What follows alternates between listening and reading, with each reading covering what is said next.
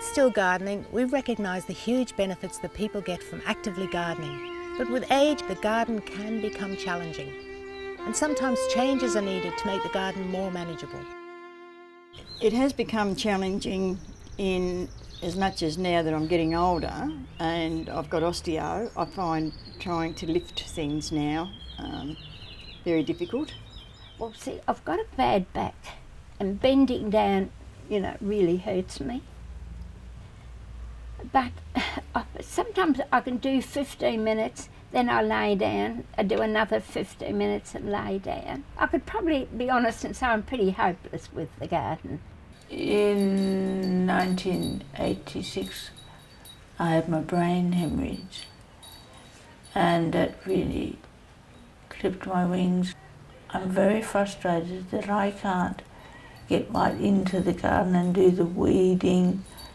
When I see weeds, I know they're way out of my reach.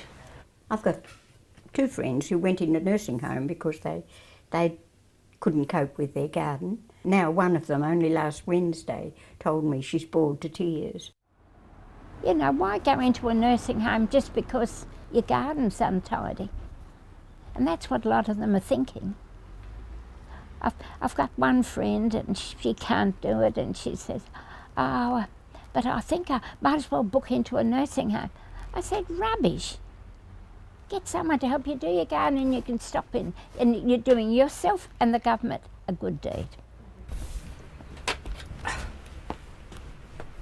where my difficulty is, when I can't bend a knee. I have osteoporosis badly, and that affects all the joints in my body, so I can't get down to weed, I can't get up on things, climb up on things to prune.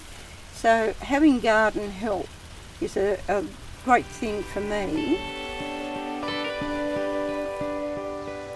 Sometimes we can make gardening easier by making changes to the way we work in the garden. And sometimes we can make gardening easier by accessing an appropriate tool or piece of equipment, or by making physical changes in the garden. And sometimes making gardening easier is about getting physical and emotional support. And sometimes it's all of these things that will help make gardening easier and more enjoyable again. In the Hobart and Glenorchy council areas, Still Gardening has a limited garden conversions program. The aim is to overcome obstacles to gardening, and referrals for the garden conversions are made through our garden mates. In the beginning we had bark up there, and then after my husband died I thought, well, it's just so hard to keep trying to put bark on it because the bark's inclined to blow away all the time. And then with the garden mate people, they came out and they put the pebbles on up that side, and we did away with the bark. That cuts out a lot of work. Garden conversions are not garden makeovers. The aim is to assist the person to continue gardening. Still Gardening also has a tools library where people can borrow tools, try them out before they go out and buy them themselves.